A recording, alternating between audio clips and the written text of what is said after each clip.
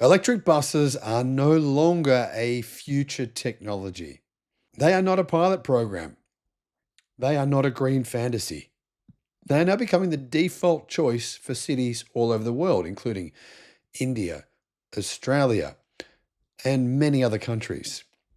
From Europe to the Middle East to India to Africa and Australia, electric buses are now ubiquitous.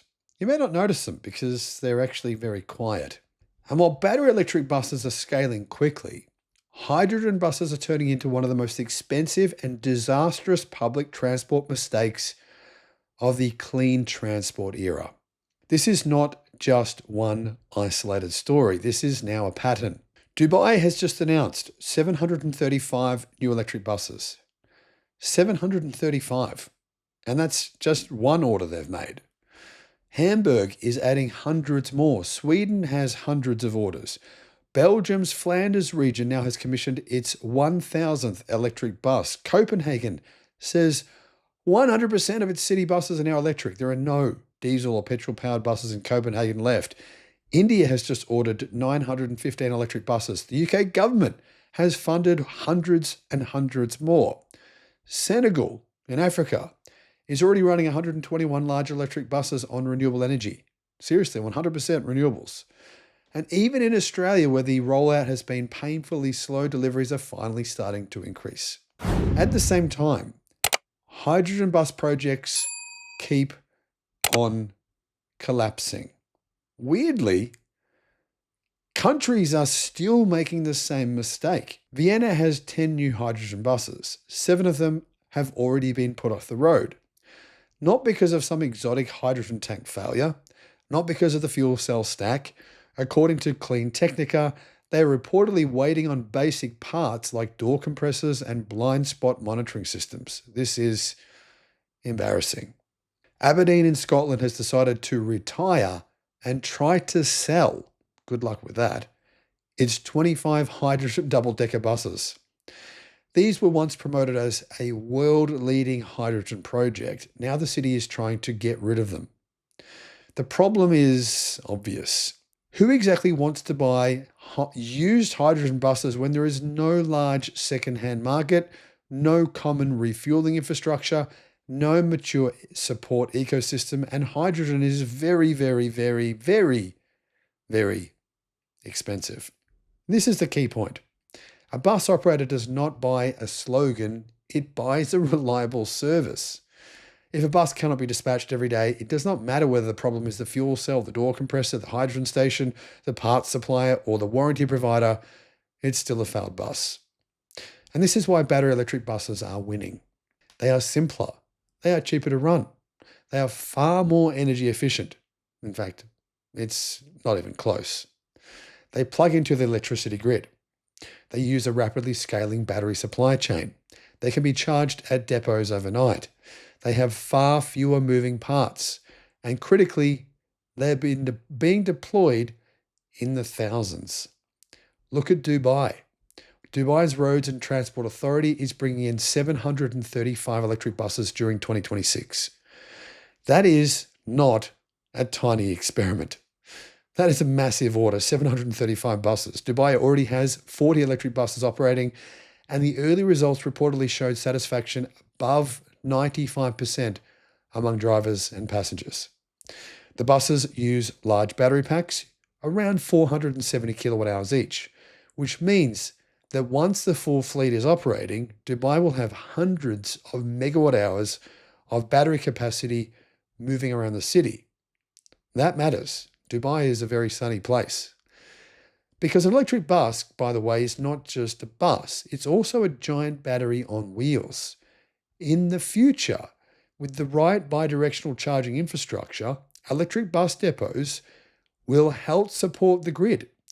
They can charge when electricity is cheap or clean and potentially feed power back to the grid when it needs it during peak times. Diesel buses can't do that.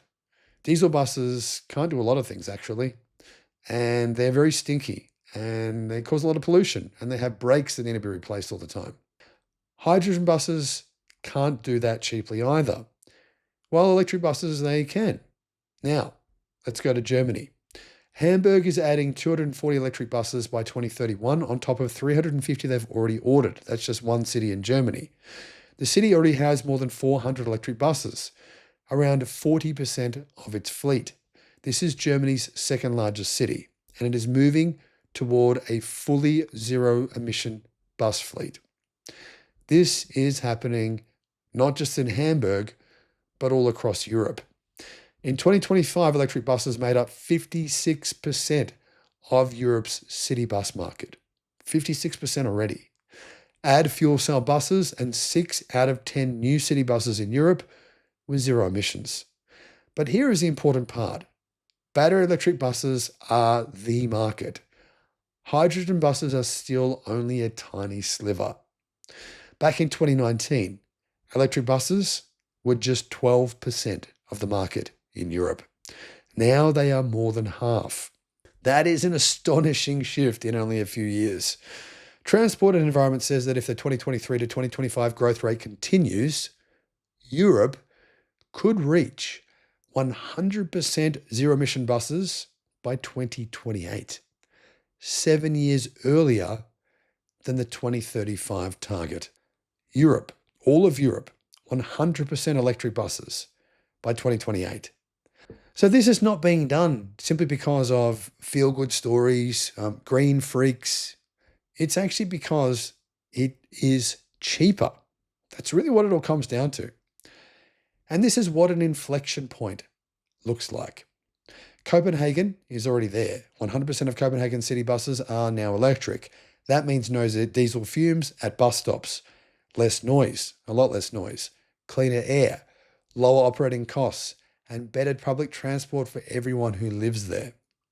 Belgium is moving fast as well. In Flanders, De Lijn has commissioned its 1,000th electric bus. The region could have 3,000 electric buses by 2030. If that happens, diesel buses are going to disappear from that part of Belgium within the next 5 years. Sweden is adding more electric buses too, including 103 new buses for Stockholm, Skane, and Gothenburg. And the manufacturer involved is expected to deliver more than 320 electric buses to Nobina across 2026 and 2027. I should stop there, but I'm not going to. The UK is also funding 484 new electric buses, including major allocations for South Yorkshire, Tees Valley, and Devon. South Yorkshire alone is getting a further 186 electric buses. India has ordered 915 electric buses for Telangana under the PM Drive scheme. This is particularly important because India has some of the worst urban air pollution in the world. It's shocking there. Replacing diesel buses in Indian cities is not just about carbon emissions, it's about public health. Diesel buses run all day. They stop and start constantly. They operate in dense urban areas. They expose pedestrians, passengers, drivers, school children, and elderly people to particulate pollution and nitrogen oxides, both of which can cause cancer. Replacing them with electric buses has an immediate health effect. Then look at Senegal.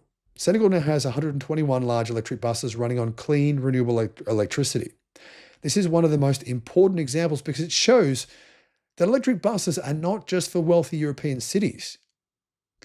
They make sense in emerging markets as well, especially where countries want to reduce imported fuel dependence. If a country can power buses with domestic solar electricity instead of imported diesel, that is not just an environmental win, it's an economic win as well. Money that would have been sent overseas to buy fuel stays in the local economy. That is an enormous advantage. And that is why the hydrogen argument is falling to pieces. Hydrogen buses are not just competing with diesel, they are competing with electric buses that already work, already scale, and already have much better energy efficiency. Hydrogen requires electricity to make hydrogen.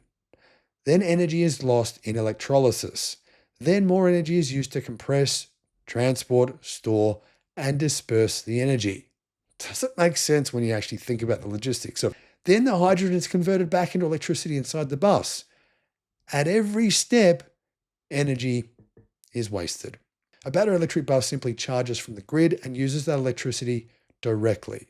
And that is why hydrogen buses are usually much more expensive to operate. And cities, unfortunately, are finding this out the hard way. Aberdeen tried hydrogen. It failed. Vienna tried hydrogen. It failed. Its fleet is already sidelined. Poland backed hydrogen bus manufacturing and hydrogen bus orders, and one startup collapsed before delivering customer vehicles. The lesson is not exactly complicated. Hydrogen buses need their own fragile ecosystem. They need hydrogen supply, hydrogen stations, trained technicians, specialist maintenance, spare parts, safety systems, and a small group of suppliers as well. Battery electric buses need chargers, grid connections, and a depot plan. But that ecosystem is now scaling everywhere, fast. And scale does matter. Once thousands of electric buses are being built, sold, repaired, charged, and serviced, costs fall and reliability improves. Mechanics learn the systems, spare parts become easier to obtain, battery supply chains mature, depots learn how to manage charging. Hydrogen buses have never reached that scale, and probably never will. They are stuck in expensive pilot project territory. This is why public money should not be wasted pretending both technologies are equal. They are not equal. For city buses, the market has already chosen. Battery electric buses are winning because they are the practical option. Even BYD's electric bus sales show this. In March, BYD delivered 663 electric buses. That's in a single month, up 71% year on year. And its bus sales were up nearly 30% across the first 3 months of this year. BYD is not the only player, of course. Volvo's Solaris, Yutong, Mercedes-Benz, Wrightbus, Alexander Dennis, Custom Denning, and many others are part of this transition. But BYD's numbers show that electric bus demand is still growing. Australia is behind, but even here, the shift is finally happening. In January 2026, Australia reportedly delivered only 9 battery electric buses. In February, that improved to 38. There are larger orders, though, coming in, including 90 electric Volgren buses for South Australia and 151 new buses for New South Wales from Custom Denning. But globally, Australia, unfortunately, is still miles behind. Electric buses here are reportedly only 1 to 2% of the Australian fleet, compared with much, much higher shares in urban places like China, the Netherlands, the UK, and Europe. And that is ridiculous. Australia has abundant solar power. More than 50% of our grid is now renewable energy. It has cities where buses return to depots. It imports enormous amounts of diesel. It has air pollution problems in major cities, and yet we're still moving slowly here. Electric buses should be a no-brainer in Australia. And there is another angle that almost nobody talks about: energy security. Every diesel bus is a daily bet on global oil supply, refineries, shipping lanes, and foreign fuel prices. Every electric bus can be powered by domestic electricity. In countries with solar, wind, hydro, or nuclear power, that is a huge strategic advantage. Transit agencies should not just be asking which bus is cleaner, they should be asking which bus is cheaper to run, easier to maintain, more reliable, more energy secure, and more scalable. The answer is, well, it's obvious. Battery electric buses. Not diesel, not hydrogen, battery electric. Hydrogen buses were sold as the future because they sounded familiar to diesel operators. Refuel quickly, drive a route, return to depot. But that sales pitch ignored the reality of cost, efficiency, reliability, spare parts, refueling infrastructure, and supply chain risk. Electric buses looked harder at first because cities had to think differently. They had to plan depot charging. They had to manage electricity demand. They had to coordinate routes and charging schedules. But once the planning is done, the advantages are enormous. Lower energy costs, lower maintenance, no diesel fumes, less noise, better passenger comfort, cleaner air, and potentially a fleet of giant batteries that can support the electricity grid when it needs it. This is why the bus industry is being electrified so quickly. The technology is not waiting for some miracle breakthrough. It is already good enough. In fact, in most urban applications, it is already better. The real question now is not whether electric buses will win. They are already winning. The question is how much taxpayer money will be wasted on hydrogen and diesel before politicians and transit agencies admit the obvious. City buses have reached the tipping point. The future of public transport is electric. It's not hydrogen. And the hydrogen bus experiment is rapidly becoming a very expensive warning. Let me know what your thoughts are. If you want some information on all my sources that I've used in order to create this story, I'll put links in the description below, which you will be able to see exactly what I'm talking about. Bye-bye. Thinking about getting solar, a home battery, or an EV charger?